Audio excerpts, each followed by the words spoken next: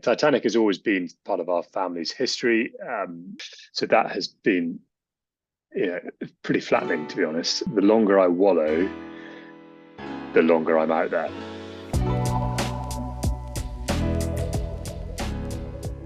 Hi, everybody. I'd like to introduce you to Henry Cheape, who's about to take on a huge challenge. Hi, Henry. Thank you so much for having a chat. I know you're flat out, busy. It's a bit like that at the moment. Yeah, absolutely. I've got 4 days to go. So yes, it's all very busy. Can you explain what you are about to do and where you are going to and from? Okay, I am about to row solo across the Atlantic, and I set off from La Gomera in the Canary Islands on the 12th of December. And I'll row as fast as I can on my own across the Atlantic, 3,000 miles of it, to Antigua. Oh my goodness. And you're literally on your own? So it's an unsupported row. I'm on my own in the boat. It's part of a race, so there are other boats that leave on the same day as me. There are eight other solo boats going. Yeah. And there are about 30 other boats on top of that, which are 2s, 3s and 4s, slightly bigger boats. And your power to weight ratio is optimum for a 4-man boat. So they're the fastest. It takes them about a month. And the solos come in typically 2 weeks behind that. So we all set off on the same day, but the fleet becomes disparate very, very quickly. And just tell us a bit about Pollyann. Pollyann is the boat. Yeah. And I bought her secondhand from a pair who did this race last year. They won the race last year, so I've got some big boots to fill. And my application to the race was all very late. This all happened sort of one step from spontaneous, but it was well thought out. And when I applied to be a participant in the race, I was laughed out the door on timing. There's a 2 or 3 year waiting list. But in sort of persistent fashion, I said, if anything changes, let me know, and went on like that for a couple of months. And they phoned me up saying, actually, something has changed. If you can find a boat, you've got a place. So I rang one of the boat manufacturers, Rannoch, who are based in Essex, saying any chance of a boat, similar treatment, laughed out the door saying 2 or 3 are waiting list for a boat and you never find a second-hand one. Let me know if it changes. I got a call the day later from Lizzie at Rannoch saying, you won't believe this, and I can't believe I'm making this call, but a boat has just become available. Would you like to buy it?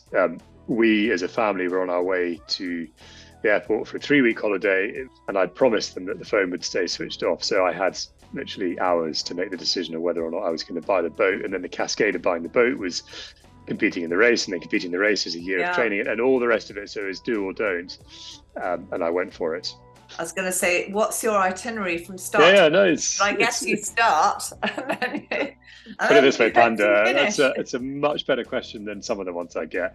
First question I got from a great mate of mine was, oh, right, okay, so what are you going to wear? So you do. To answer your question on itinerary, there are lots of different ways of going about it. So if you're going as a team, you go 2 hours on, 2 hours off. That's pretty much standard. That fills me with horror. As a solo, you have the privilege of choosing your own timings. I've been through lots of scenarios and how I want to do it. No plan really survives first contact, so I have to accept that my plan will probably change, but the one I'm working on is trying to maintain a minimum boat speed, but it's going to be somewhere between 2.5 and 3 knots. So the wind and the current should be, broadly speaking, on my side.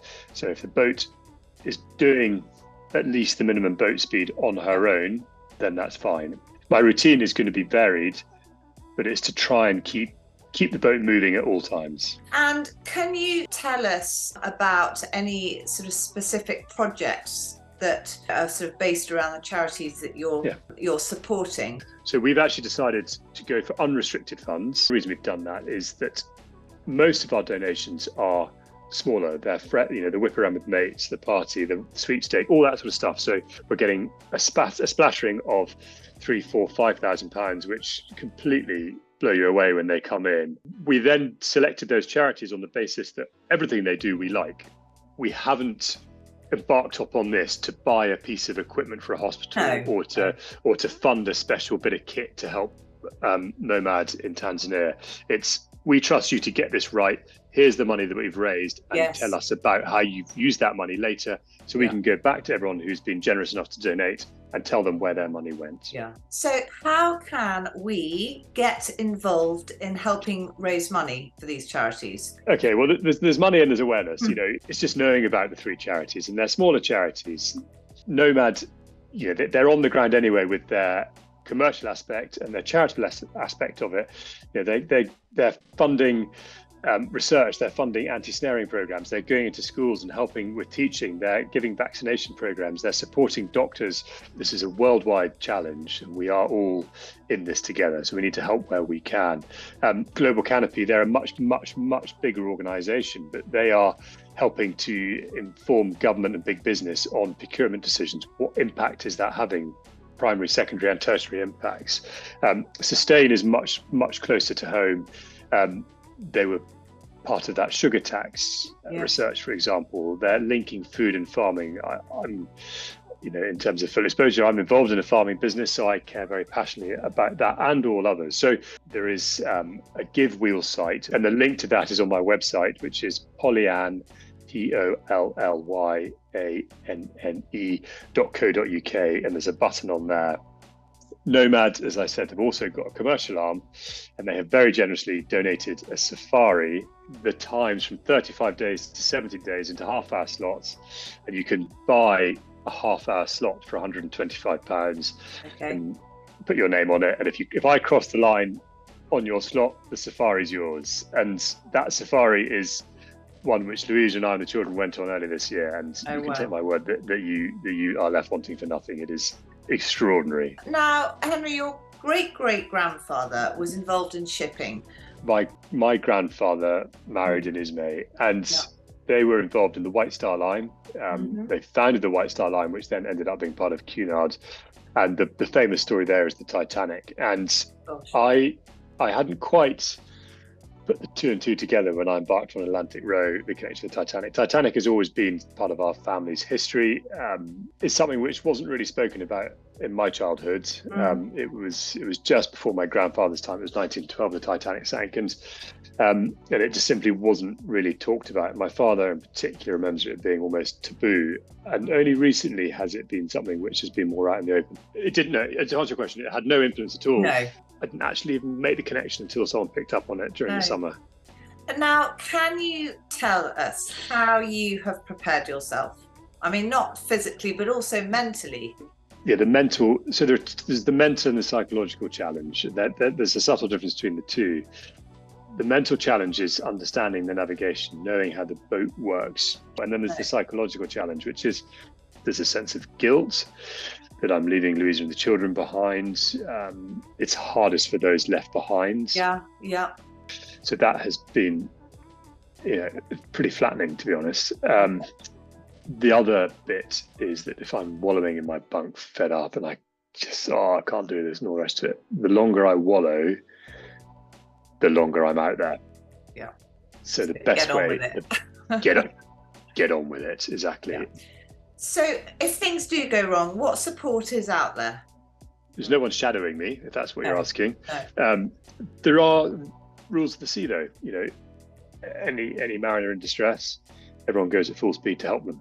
There's no RNLI. No. And then there's verbal support. So I do have a sat phone. So if something breaks, work out now or until now, I've had to learn about all this stuff. So it's about teaching yourself skills and resilience before you go, rather than hoping it's going to be okay and muddling through when it's out there. Can you, Henry, just finally tell us, how can we follow you? Is there a way that we can track your progress? Pollyanne.co.uk, and there isn't yet, but there will be a tracking link embedded on that when it goes live, which is at the beginning of December. And then it's a thing called a yellow brick. They send a ping every 4 hours. What that then does is that then plots on a map, and then you can see where I am and how fast I'm going, and it will tell you where I was 4 hours earlier. So it's just it's literally joining the dots across the ocean. Brilliant. So that will be on there. And those who've bought the safari slot will be able to see how likely or not that they're going to be going to Tanzania. Oh, Henry, good luck. And really look forward to speaking to you when you come back.